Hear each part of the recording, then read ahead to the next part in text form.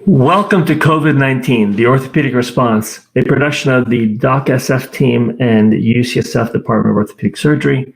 I am your host, Stehano Bini. I am a professor of orthopedic surgery at UCSF, and I'm also the founder and chair of the Digital Orthopedics Conference. We're thrilled to be joined by the American Academy of Orthopedic Surgeons as a global convener to address and rapidly respond to the dramatic changes to healthcare patients and our communities.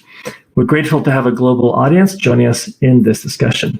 Well, I'm pleased to welcome Fahimi. He's a CEO of DocSpera, who's going to talk to us about a technological solution that may help us manage our patients during this crisis around scheduling platforms. Welcome, Sai. Thank you, Dr. Bini. Thank you so much. And thank you for hosting this session. Thank you for the DocSF team, and certainly all the participants who have taken the time to join. Clearly, we're in an unprecedented time in our community, and gatherings like this are incredibly valuable and critical for sharing and collaborating. And so I'm excited to be part of the session, and thank you for including me in the agenda.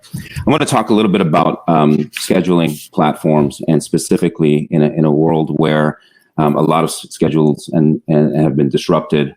What do you do, and how do you approach this? Let me start off with sharing a little bit about DocSpera and who we are as a company. We are a care coordination platform. What that means is one comprehensive care coordination platform that really spans and optimizes care delivery across the orthopedic or musculoskeletal space. We start with preoperative coordination, which includes all the coordination and getting all the different people aligned for preparation for surgery, and also, of course, the scheduling piece. We provide full clinical communication solutions, obviously HIPAA compliant, and then post-operatively, once you discharge a patient, how you track an episode of care management solution. All of this is lightweight web and mobile-based. We plug into EMRs, and we basically are able to longitudinally track each patient, regardless of institution, regardless of EMRs, and we can talk a little bit more about that as we get into it. Let's talk specifically around the COVID-19 outbreak and what the challenges are that has raised. If you look at, first and foremost, not surprisingly, what we're seeing is a massive cancellation at a large scale of surgical elective surgeries. They're basically halted, whether it's canceled or rescheduled, and it's just not. It's really halted. This causes obviously an instantaneous backlog of surgical cases and clinical cases. Unprecedented. We've never seen anything like this, and I'll show you some data to represent that. At the same time, when we talk to a lot of our surgeon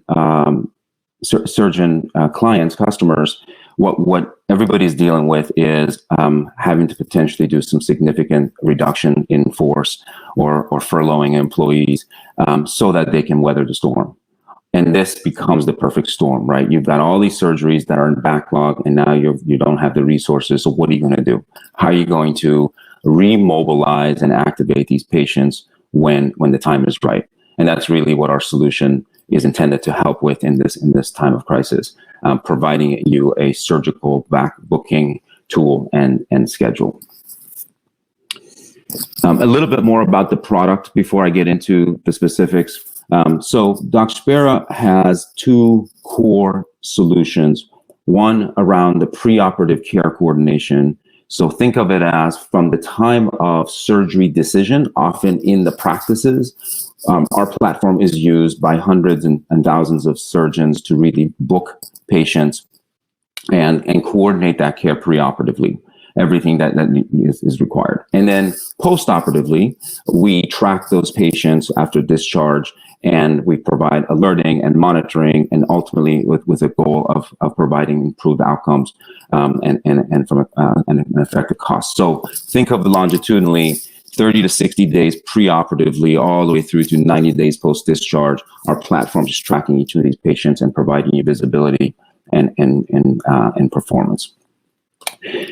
Let's talk a little bit about what we have seen with regard to the platform and what's happening with surgeries. We today have processed about 300,000 to date. We've processed about 300,000 surgical cases and over 1 million clinical lives through the platform. And so when we look at holistically, specifically around these clinical cases, what you're seeing, around elective surgery cases, what you can see is starting in last month, we've seen a significant drop in terms of the volumes of cases. We were seeing around 10 to 15,000 elective cases on a monthly basis. That's basically come to a halt. And when you look at what the reason for that is that everything's been canceled. Everybody's had to put elective surgeries on hold for now. And you can see historically, we're seeing about 18% cancellation rates. But now we're seeing upwards of 60%. So pretty significant. Obviously, this is a problem for our surgeon community, not now, but even poses a bigger problem as these cases need to start to get rescheduled and come back online. How are we going to do all this? Not to mention the impact that this is having on the patients. A lot of patients who were waiting for surgery maybe are in pain. So the need for us to be very nimble and quick in getting things back up and running when time is right, and being able to prioritize the right surgeries, the right patients, at the right time is really what our platform really helps to accomplish. So let's talk a little bit more about that challenge. Let's assume you've now canceled your surgeries, and we know, given how quickly things went offline, we know that the return is not going to be exactly orderly, and it's going to require a lot of work. So there's a couple things that we need to do. One is, how do you keep your patients happy? How do you make sure that during this period of time you're not losing patients? So what are you doing in terms of communicating with them, keeping them engaged, and serving their needs during this period of time? And secondly, it's around operationally, how will you manage all of this against the demand and the capacity that's going to come back online when things ramp back up? So imagine a case study around, things are starting to come back. The ASC contacts you and said, hey, I've got a 2-hour block on next Tuesday. What are you going to do? How are you going to find which surgery you should be doing, which patients should get prioritized? How can you be nimble about all this? It's difficult to do manually, and that's really where what I'd like to address through this presentation and talk about how DocSpera's scheduling and coordination solution can help with a lot of this rebooking and the complexities that are involved in this. Where in fact, as a side, we're in the process of deploying this at UCSF as well. So let's talk about the scheduling optimization more specifically, and what our platform actually does. What's the goal? The goal really here is, how do I get the right patient at the right time in the right OR slot with minimal effort and maximum productivity? And so to do that, there's a lot of different factors you got to look at and to try to optimize, to figure out what is the right way to reschedule a lot of these patients. Is the patient ready? Have they gotten their medical checklist clearance completed? Is clearly one that you need to make sure that you have a handle on. What about the complexity of the case? Let's assume that if you have a revision that is more complicated, you certainly don't want to put those back to back. So having some rules around how you want to scatter these more complex cases throughout your schedule is important. The OR allocation, what type of OR room is it? Can it handle a revision or not for the case that you want to do? Discharge disposition. Does the patient need to stay overnight, depending on the complexity of the case? It's certainly in this pandemic world, last thing you want to do is do a surgery on somebody and have to send them into a nursing home. And so taking that into consideration is an important one. Urgency of the case. Maybe you have patients that have been waiting for a long time or they're in pain. Maybe you tag them as medium or high priority versus others that are lower priority. So taking that into consideration is also important. And then finally, patient's availability. Maybe they have already done their clearance, but they, on a personal level, need some a caregiver to help them. And so maybe they're not available. So really understanding what their needs are. So what our platform basically does is it takes a number of these kinds of inputs, by the way, that we call them business rules, configurable for you, the way you want to prioritize each of these items, and then provides you an algorithm and a recommendation and a real-time communication that provides you, here's the optimal scheduling that needs to be put in place. Here are the patients that should get prioritized based on the constraints that you have and the inputs that you have defined. So that's at a nutshell what the platform does in the algorithm. To talk more specifically now about our platform and how this works, I want to talk about a few different areas. How do we get this platform deployed and set up at different locations? That's number one. Number two, how does it facilitate around your workflows? How do we configure it around the workflows that you manage? How does the booking, we talked about this a little bit, how does the rebooking management actually work in the platform? How do you coordinate things across broad range of people? One of the great parts of this platform is, again, it's not specific to your practice. You can self-configure who the broad care delivery team is. So the surgeon and the care teams in the practice, the OR staff at the ASC or the hospital, the medical device rep that participates in this, the anesthesiologist, you can define that care delivery team. And everybody unilaterally gets communicated when there's a rescheduling, when there's a cancellation, and with all the relevant information so they can manage it. So how does that actually, we'll get into that a little bit more. And then what type of visibility, metrics, data do you need to really manage your specific practice? So I'm going to just flip through each of those briefly and give you a little bit more information of the platform. First and foremost, what we do is when we deploy at a location, what we'll do is we'll connect into the EMRs. We work with all the different EMRs, practice EMRs and large scale EMRs, and we do a plug-in through an HL7 connection or a direct database. But ultimately, it's around getting the right relevant information from the surgical case and from the patient, from a patient information perspective, and then being able to unilaterally share that with the right care delivery team so that everybody is notified around the case information that is coming up. Secondly, it's around, for each of these cases, I talked a little bit about a communication platform. We've got a text-like messaging around each and every one of these cases so that care team can really collaborate, can talk about, if you need to make sure that the rep is bringing a certain implant size, that can get communicated, or if the rep has some questions, they can communicate, or if the OR staff, it's a unilateral platform where you can collaborate and discuss around that patient, around that the schedule, and so forth. So it's all integrated around that scheduling. The third part is really around this, what I already talked a little bit about, around this rule-based rebooking solution.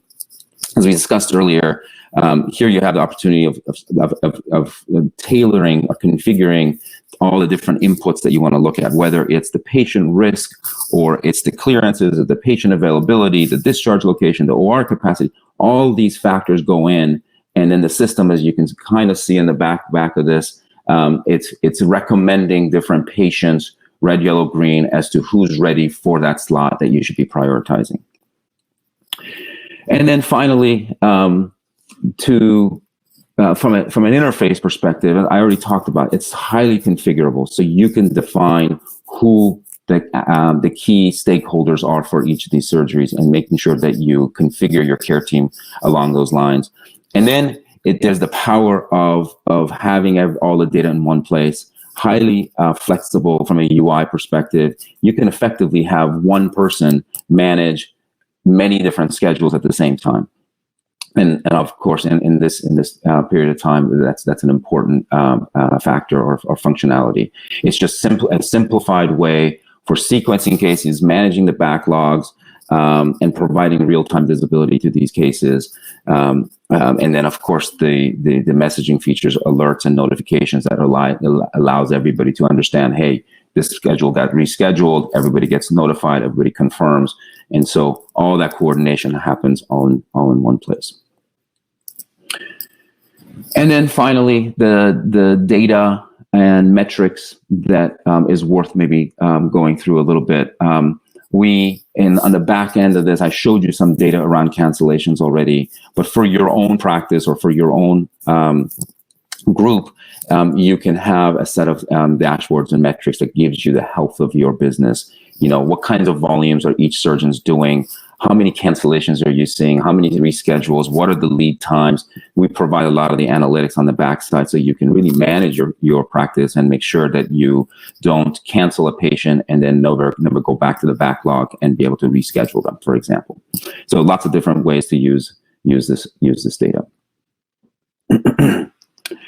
And then finally, just to wrap up, in terms of the overview of the platform, I want to talk a little bit about the DocSpera platform broadly, a little bit more broadly with you. Obviously, we're in trying times, and we're working to present you guys with lots of different opportunities and provide our technology where it's most useful. At the end of the day, it's really about figuring out a way to solve these pain points for you guys, for surgeons, but also for the patients who are at pain and waiting for care. I spent most of this presentation talking about our scheduling solution specifically and the algorithms there. But as a platform, we've got DocSpera's deployed at several hundred locations already across the US. And we provide more than just scheduling. We certainly had talked a little bit about the episode of care management, but we also have a number of partners because we're a large platform. We have a lot of third-party partners that we evaluate and we plug in as an extension of value-added services that we provide as a company. So on-demand physical therapy referral programs, certainly at a time now where people are in pain, could be really valuable for people to be able to have access to and have a physical therapist come to their home to help them. Claims management. I know there's been several discussions around video consults. We certainly have an embedded partner that we provide for consultations through video visits integrated into our scheduling solution.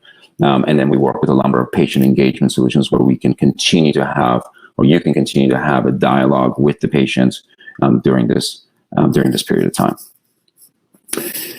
So with that, I'm going to pause, and Dr. Bini, I'm going to turn it back over to you, and maybe you can help with fielding some questions. Absolutely. I'm going to just come up on screen with you and share. Thank you. That was a great run through. It's remarkable what we can now do, right, with these platforms by connecting various elements so that you all start out as a primarily means by which to connect between the clinicians, the reps, and the operating room and then as that built out, you added more functionality. That's right. That's how it came out. Let's talk a little bit about one of the greatest features of this is if I have 6 schedulers in our office who are scheduling surgery, 5 of them are using just our paper for the most part, books, and those are not searchable. So if there's a cancellation, they're just trying to figure out who's available. And one of the great features of something like this is that it's searchable. Yes. Yeah. Talk us a little bit about all the what makes the search function so effective. Yeah, I mean, search is an interesting part. I mean, I would broaden the question a little bit. In fact, when we go in and we work with a number of different practices, what's really interesting is people are all over the place in terms of how they're managing their schedules. Some people are just relying on their EMR and they're using that to optimize. But in most cases, there is a second way to really manage the cases. And your example of, paper is certainly we've seen whiteboards. People have whiteboards where they're tracking and things. There are a number of different ways to manage it, but the power behind this is one, yes, that there's a searchability ability, so where you can actually put in some configuration and be able to get back results in terms of based on certain criteria, which patients are most ready and available. But the other part around this is the this eliminates the need for double entry. Whether you're writing things in a notebook or you're using another system to manage this, there's two key value propositions. One is it's all integrated. So it's all pulling it directly out of the EMR. So you have at your fingertips a cockpit where you're basically navigating all the different schedules, surgeon, patients, all in one place. And I think at the end of the day, that's one core value proposition. The other core part is today your practice has one EMR. The ASC may have a different EMR. The hospital may have a different EMR. What we do is we stitch it all together. It's agnostic. It doesn't really matter. We're basically, you're able to create your own care team. So everybody's getting notified at different institutions around one schedule. So yes, it's about the scheduling piece. And it's about the searchability, but it's more broadly, it's about one unilateral platform that really manages it across the board. This is an interesting point because you're able to, if you've got 3 or 4 units, 3 or 4 hospitals you're working at, each of which working through a different EMR, if you're trying to schedule using the EMR as your primary scheduling tool, that means you're basically having 3 different entry points. Whereas what you're saying is that surgical scheduling platforms like yourselves can access all 3 of them and bring great visibility into each of those 3, but also allow you to schedule from one entry point into 3 different electronic health records. Yeah, so think of it this way. Many of our surgeons that we work with, they're in private practice. They do surgeries at 2 ASCs and a hospital.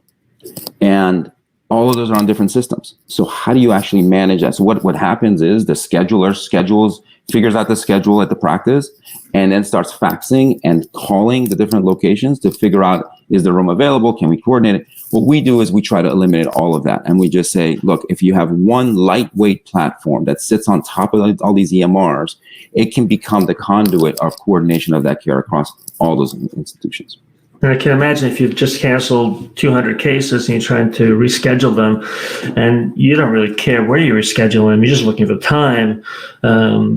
If you had been previously loaded on this platform, it'd sort of be easier than trying to do this manually. Yeah. So this is one of those tools that we felt was useful and in the context of the addressing and solving the problems caused and brought to us by this epidemic, which is something we weren't really expecting to have to do. You wouldn't imagine that your drop-off of surgical schedule would have dropped off that much last December or last November. I'm just looking through the notes that I made. Let's work through deployment because there's going to be a fair number of questions about how to make this work. And I'm just looking through the questions that are through here. The platform is a standalone platform. You don't have to integrate into the electronic health record for you to be able to manage patients, correct? Yes, we provide the platform as standalone solution. We see the most amount of value when it's integrated into EMR because it eliminates a double entry, and we pull automatically all the data from the EMR, so it auto-populates the schedules for you to the extent possible, and then you can complement and add things to it. So yes, it's standalone, but higher value with EMR. Excuse me. So yeah, you answered the next question, which was there's an integration piece. Now I know we've been talking about this. Are you officially on the Epic Orchard for those systems that are on Epic? And on Cerner, is there a similar Orchard in situation? I mean, let's get into the little bit of detail because if somebody is on those platforms, if you're not in the Orchard, of course, it's more challenging to integrate. The integration piece is not super easy. I mean, it's easy, but it takes a little bit of work.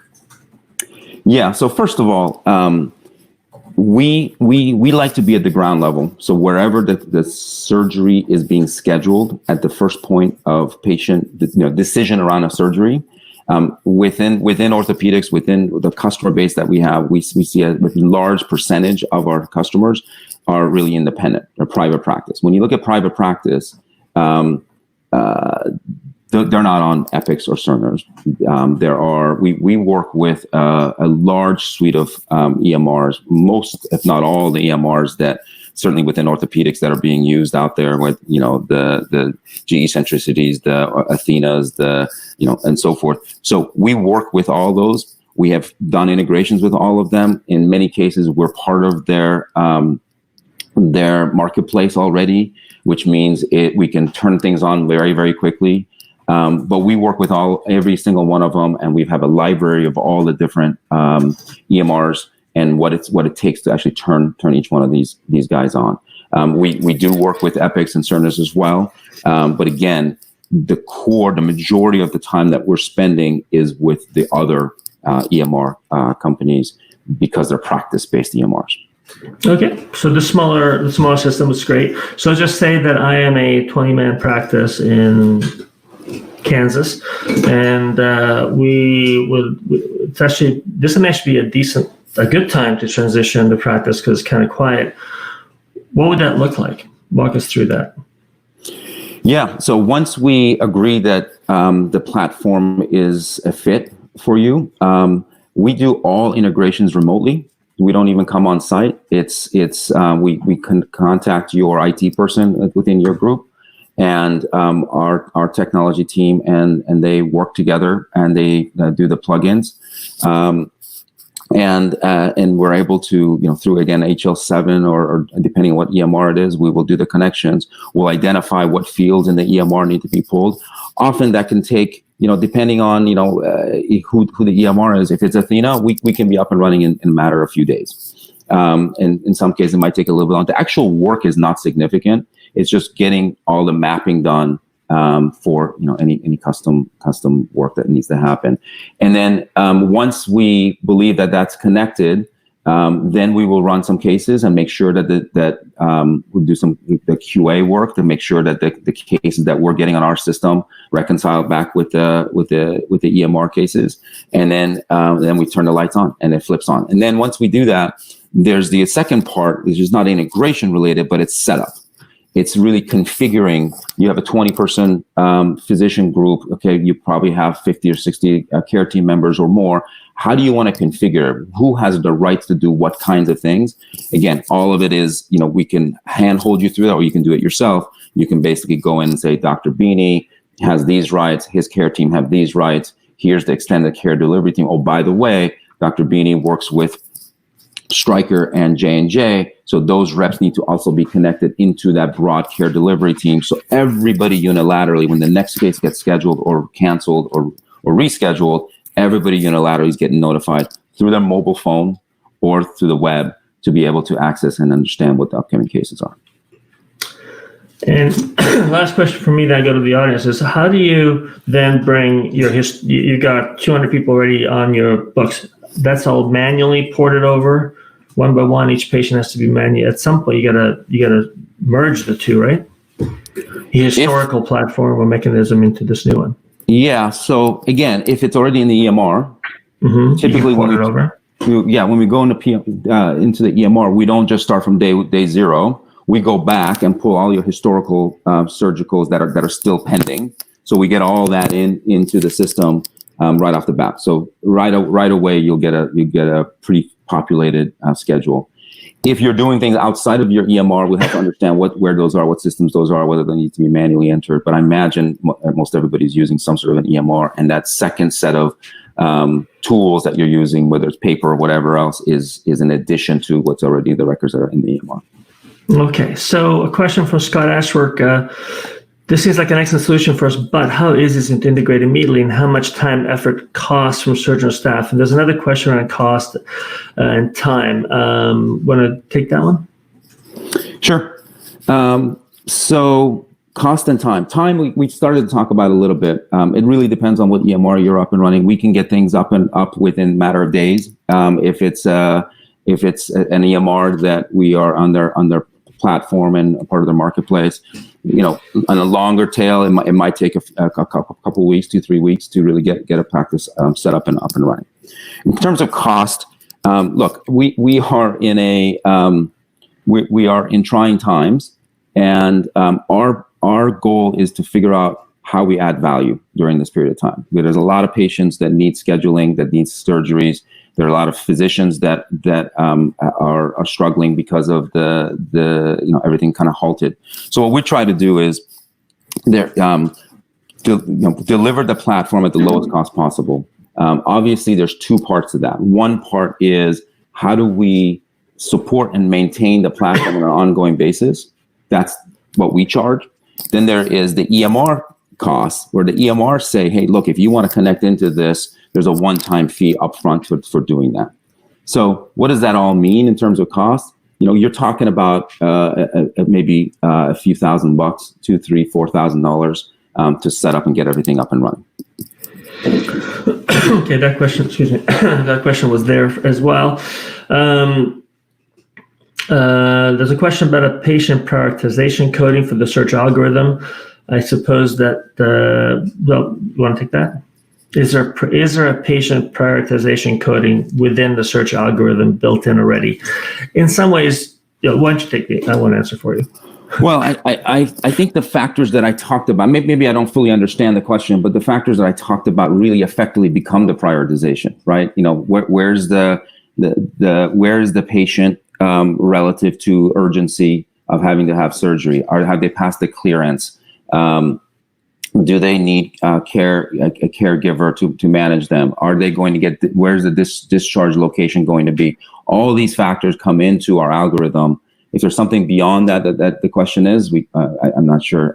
I know. I think that, let's just say that I decided that I wanted to prioritize patients with active or second stage infection surgery, or who have specific comorbidities, and I could create a set of criteria that would then identify the 10 patients in my backlog that meet those criteria.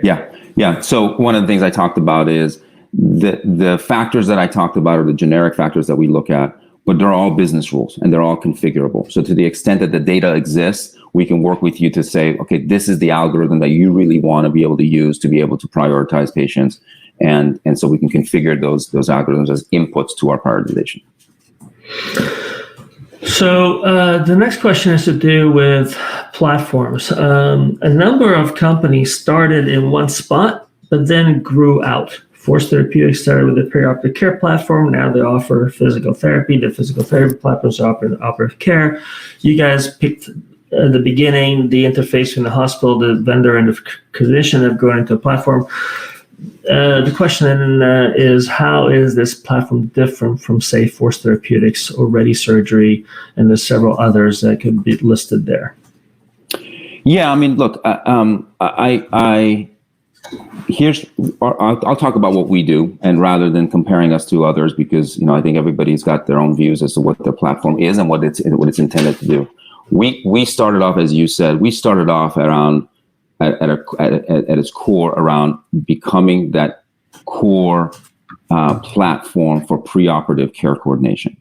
Over time, we went from pre-op to post-op and really taking a look at the entire journey of that patient across from, as I said, point of surgery decision all the way through to discharge.